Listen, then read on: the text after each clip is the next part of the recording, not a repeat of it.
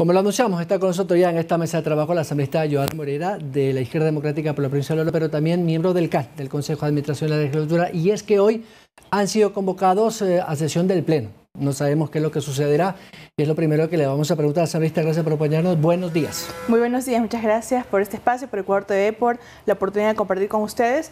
Definitivamente el día de hoy es un día complicado para todos, quienes aún buscamos la estabilidad de la Asamblea Nacional, quienes estamos conscientes que lo que se busca no solamente es tener la presidencia de la Asamblea, sino un interés mucho más oscuro, un interés mucho más grande, que es el de poder manejar los juicios políticos contra el Consejo de Participación Ciudadana, poder lograr esa mayoría que contaban antes y que hoy pretenden destituir solamente a 4 miembros cuando, a nuestro parecer y con objetividad, hemos podido ver que todos han fallado al momento de designar las autoridades. Quieren tener el control del Consejo para poder designar un contralor de oficio para estos partidos políticos y, obviamente, repartirse las contralorías en la provincia del Oro.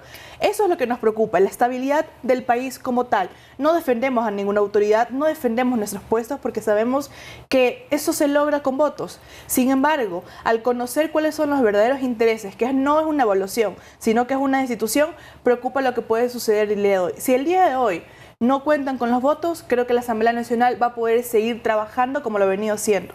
Asambleísta, cuando usted se refiere a que quieren, está hablando de un grupo. ¿Usted nos puede decir con nombre y apellido quiénes son las personas que están de alguna manera desestabilizando el orden legal dentro del legislativo? Bueno, el país los conoce, los ha visto incluso cuál fue el show bochornoso que hicieron en la última sesión de la Asamblea Nacional. La bancada del correísmo, la bancada de cristianos y lamentablemente unos asambleístas de Pachacuti que no entienden, creo yo, el alcance y espero que sea así, que no entienden que están siendo solamente unas piezas más en este juego de ajedrez que han formado ellos y que esperemos que puedan resolver esa situación al interno de Pachacuti y que podamos consolidarnos como lo hicimos en un inicio, no con el gobierno, no con los correístas socialcristianos, sino una verdadera centroizquierda, como lo soñamos en un inicio de esta gestión, una izquierda alejada al populismo y obviamente que pueda ser un contrapeso para un gobierno de derecha. La izquierda democrática y Pachacuti tiene un papel fundamental en la historia y la política de nuestro país y esperemos que podamos volvernos a centrar en ese horizonte y jugar la agenda país que siempre hemos querido. Ahora, la oposición tiene el argumento de que no hay, digamos, una buena actuación, entre comillas, de la presidenta primero, pero también del CAL. Dicen que quieren evaluar a los miembros del CAL. Perdónenme la pregunta, ¿qué hay que evaluarles a ustedes? Por supuesto. A ver, creo que la evaluación que nos permite la ley es de la agenda, el seguimiento de la agenda y la evaluación de las leyes que han sido publicadas o que han sido aprobadas por parte de la Asamblea Nacional. Esa es la evaluación que permite la ley. Lo que están siguiendo ellos es un proceso de destitución a los miembros del CAL. Es un pretexto. Es un pretexto, obviamente, porque no te permite una evaluación como tal. Y si van a conformar una comisión, entonces que dejen que los miembros del CAL, o que dejen que en todas las bancadas se sienten y designen a los miembros. Pero si van a decirme que van a hacer una comisión que tiene 5 miembros, que uno de ellos va a ser socialcristiano, uno de ellos va a ser UNE y uno de ellos va a ser de los Pachacutis rebeldes, obviamente tienen una mayoría para poder realizar un informe y si tienen los votos en el Pleno van a destituir a las autoridades y van a incorporar autoridades que les respondan a ellos. De los temas que ellos han sacado de evaluación y que no están de acuerdo, he sido yo quien ha dicho que tampoco está de acuerdo y no he participado en esas votaciones, pero al final del día, ¿es legal? Sí. ¿Es lo que corresponde? Sí.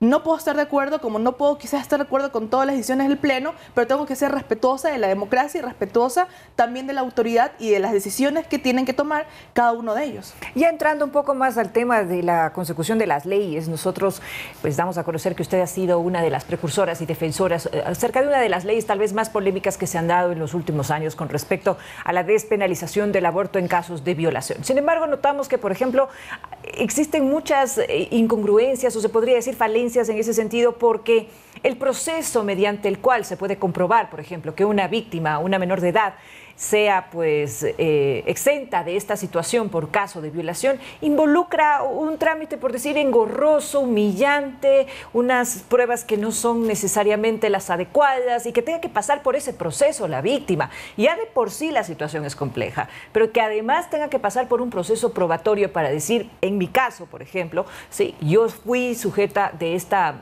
agresión. ¿Cómo usted ve este tratamiento que se ha dado, sobre todo hablando para la defensa de género? Bueno, nosotros hemos hemos tratado que en ese proyecto de ley poder marcar un procedimiento que sea lo menos revictimizante y humillante para la víctima. El sistema de justicia en nuestro país ya es humillante. El sistema de justicia en nuestro país abandona a las víctimas. Nuestra sociedad está acostumbrada a juzgar y no creer en la palabra de la mujer. Porque si dices que te violaron, te preguntan dónde estabas, con quién estaban, cómo estabas vestida, y será verdad o no será verdad, o es un pretexto para poder acceder a un derecho fundamental que es el derecho de tomar una decisión sobre tu cuerpo, sobre todo cuando no tuviste la oportunidad de decidir si es consentido o no esa relación. Por lo tanto, nosotros hemos realizado el procedimiento de un acompañamiento interinstitucional cuando la víctima puede dirigirse directamente al Ministerio de Salud Pública. Si no lo hace una fiscalía, si lo hace el Ministerio de Salud Pública, es el Ministerio de Salud Pública quien tiene la obligación, no solamente por este proyecto de ley, sino porque el COIP así lo establece, la obligación de denunciar cuando tienes conocimiento de un delito. Eso es para cualquier ciudadano y más aún cuando estamos hablando de un delito tan delicado como lo es una violación. Por lo tanto, es el Ministerio de Salud Pública quien tiene el peso de la denuncia, no la víctima. Porque la víctima, obviamente, ni siquiera hay fiscalías o fiscales suficientes en nuestro país. Por lo tanto, si el Ministerio de Salud Pública tiene conocimiento del delito, no es que va a parar el procedimiento, va a tener un equipo, psicólogos, trabajadores sociales, médicos, y el Ministerio de Salud Pública en el plazo de 24 horas tiene que denunciar este delito. ¿Por qué un plazo de 24 horas? Para hacerlo mucho más rápido. Pero también hay que tomar en consideración algo. Los delitos de violación, cuando exceden obviamente ya la interrupción de un embarazo, no son delitos flagrantes. Entonces no hay esa necesidad de denunciar antes de las 24 horas para que se concluya el plazo. Si lo es, pues obviamente el plazo tiene que ser menor para poder realizar las diligencias necesarias para que no culminen esas 24 horas que lo establece el COIP en la flagrancia.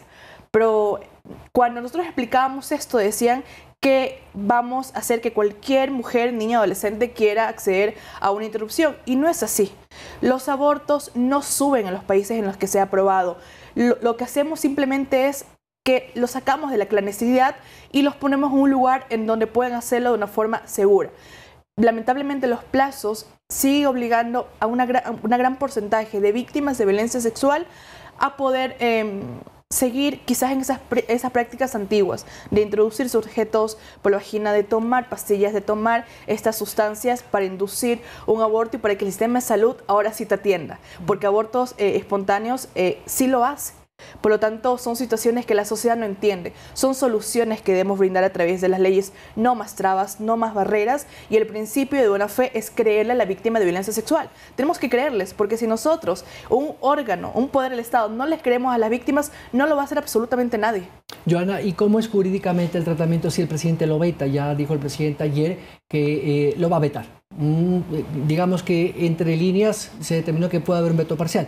¿Qué pasa si hay un veto total? Bueno, paradójicamente, el 8 de marzo, el día en el que conmemoramos las luchas por nuestros derechos de las mujeres, el presidente Guillermo Lasso se va en contra de una pequeña lucha que creo que hemos ganado, que es el poder decidir sobre nuestros cuerpos luego de un acto de violencia sexual. Creo que es lamentable que se pueda pronunciar de esa forma. Me encantaría que el veto parcial sea para ampliar plazos, para poder solucionar aquellos detalles que nosotros, por las voluntades políticas, no pudimos. Porque esa es la realidad. Tuvimos que hacer varios ajustes para poder consolidar los votos, consolidar voluntades a favor de las víctimas. Pero, sin embargo... Perdóneme la interrupción. Si hay un veto parcial, ¿regresa a la comisión? Regresa a la Asamblea Nacional, regresa obviamente a la comisión. La comisión se va a encargar de realizar un informe en la que, si yo tengo un veto, por ejemplo, nos podemos ratificar en algunos artículos o podemos allanarnos en algunos artículos. Los votos obviamente son distintos, ¿no? Para poder allanarnos al veto del presidente, o sea, acoger lo que el presidente envía a este proyecto es 91 votos. Para yo poder ratificarme, o sea, en lo que, perdón, si ratificarme en el texto... Disculpen, allanarnos a lo que el presidente manifiesta son 70 voluntades y para poder ratificarnos en el texto original 90. son los más de 90 votos. Por eso es importante que cuando logramos con las justas tener una votación de 70 votos, 73 que fue para poder aprobar el proyecto de ley, es casi imposible que podamos ratificarnos en el texto. Creemos que estas objeciones van a ser en tema de plazos y en el tema justamente de procedimientos. Van a querer exigirle a la víctima o una denuncia o una declaración juramentada o examen médico, lo cual es revictimizante y lo cual obviamente, si ya hablamos de un proceso que vería la Fiscalía, se va a seguir lo mismo, lo adecuado. Pero cuando hablamos de situaciones de pobreza, extrema pobreza, se nos hace imposible pedirle a la víctima una declaración juramentada. Que tenga que yo irme a exponer, a prácticamente jurar que he sido violada, es un acto que es humillante. Sí. Asambleísta, estamos contra el tiempo, pero muy clara su posición. Muy gentil la asambleísta Johanna Moreira, miembro del CAL, además, que nos ha acompañado esta mañana en este tema muy polémico a propósito, porque habrá que ver lo que sucede si el presidente la veta efectivamente la próxima semana. Verónica. Así es, Byron, muchísimas gracias, asambleísta, por haber estado con nosotros en este espacio. Seguiremos analizando un tema bastante polémico e interesante. Sin embargo, el tiempo es muy corto. Les agradecemos, amigos, por habernos acompañado. Les esperamos en la emisión estelar de Noticias 7 a las 19 horas en punto. Que tengan un excelente día y continúen con la señal y con la programación de Ecuador TV. Muy buenos días.